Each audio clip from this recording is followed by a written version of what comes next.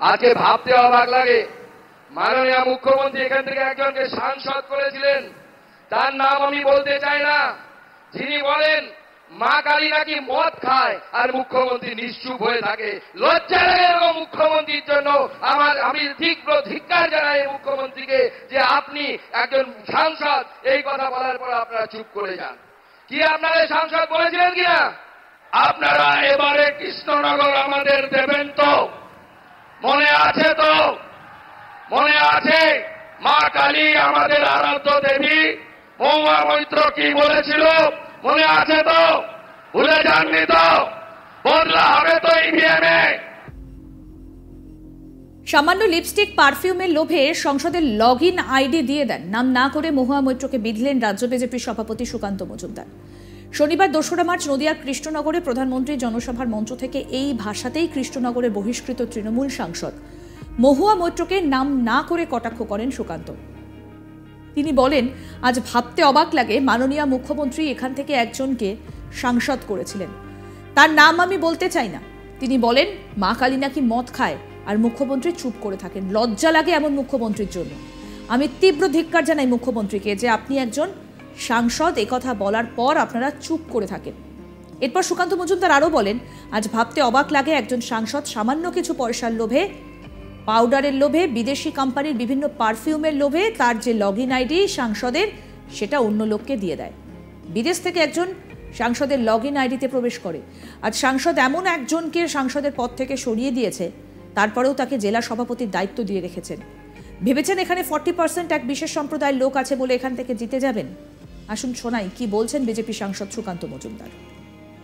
আজকে ভাবতে অবাক লাগে, মাননীয় মুখ্যমন্ত্রী এখান থেকে একজনকে সাংসদ করেছিলেন, তার নাম আমি বলতে চাই না, যিনি বলেন মা কালী নাকি মদ খায় আর মুখ্যমন্ত্রী নিশ্চুপ হয়ে থাকে।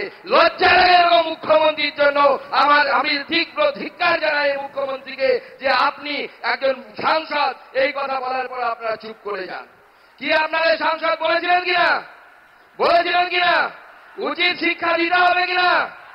আজকে ভাবতে অবাক লাগে, তা একজন সাংসদ সামান্য কিছু পয়সার লোভে, লিপস্টিকের লোভে, পাউডারের লোভে, বিদেশি কোম্পানির বিভিন্ন পারফিউমের লোভে তার যে লগ ইন আইডি, সেই লগ ইন আইডি সাংসদের অন্য লোককে দিয়ে দেয়। বিদেশ থেকে একজন সাংসদের লগ ইন আইডি থেকে সেখান থেকে মানুষ লগ ইন করে। আজকে এই রকম লোককে মাননীয় মুখ্যমন্ত্রী সংসদ যাকে সাংসদ পদ থেকে সরিয়ে দিয়েছে, তারপরেও তাকে জেলা সভাপতির দায়িত্ব দিয়ে রেখেছেন, যে ভেবেছেন যে এখানে 40% এক বিশেষ সম্প্রদায়ের ভোট আছে বলে এই সিট থেকে আবার জিতিয়ে যাবেন। কি আপনারা জেতাবেন এই সাংসদকে? জেতাবেন? জেতানো উচিত? উচিত না। এই তৃণমূল কংগ্রেস এই পবিত্র মাটিকে অপবিত্র করেছে। যে মাটি দ্বিজেন্দ্র রায়ের মাটি, যে মাটি চৈতন্য মহাপ্রভুর মাটি, সেই মাটিতে এখন মানিক বন্দ্যোপাধ্যায়ের নাম শোনা যায়, চোর মানিক বন্দ্যোপাধ্যায়ের নাম শোনা যায়।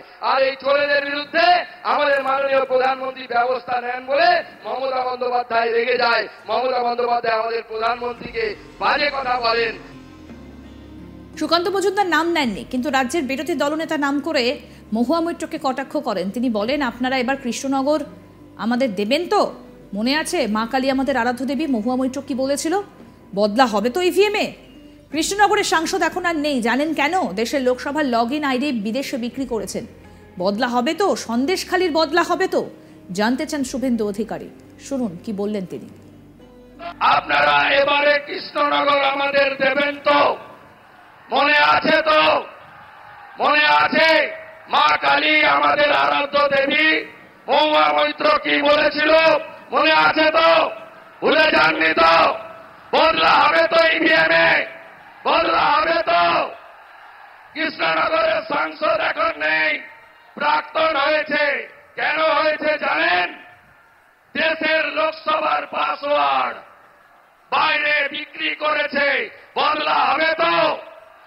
পরিবর্তন হবে তো? ইভিএমে বদলা হবে তো? সন্দেশকারীর হিসাব হবে তো? মা বোনেদের ইজ্জত লুটকারী শাহজাহানদের বদলা ভোটে হবে তো?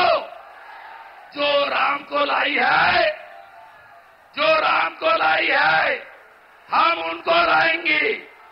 मोदी जी হবে তো, মোদি জি হবে তো, মোদিজির গ্যারান্টি এইবার। জনসভায় আসার আগে এদিন কৃষ্ণনগরের প্রশাসনিক সভায় যান প্রধানমন্ত্রী। সেখান থেকে মোট 15,000 কোটি টাকার প্রকল্প উদ্বোধন করেন। এর মধ্যে রয়েছে ফরাক্কা থেকে রায়গঞ্জ পর্যন্ত 4 লেন জাতীয় সড়কের প্রকল্প উদ্বোধন। এর পাশাপাশি আজিমগঞ্জ ডবল লাইন রেলপথের উদ্বোধন করেন প্রধানমন্ত্রী। এছাড়া পুরুলিয়ার রঘুনাথপুরে তাপবিদ্যুৎ প্রকল্পের দ্বিতীয় ইউনিটের উদ্বোধন করেন মোদি। তিনি জানান এই প্রকল্পে প্রায় 11,000 কোটি টাকা বিনিয়োগ করা হবে।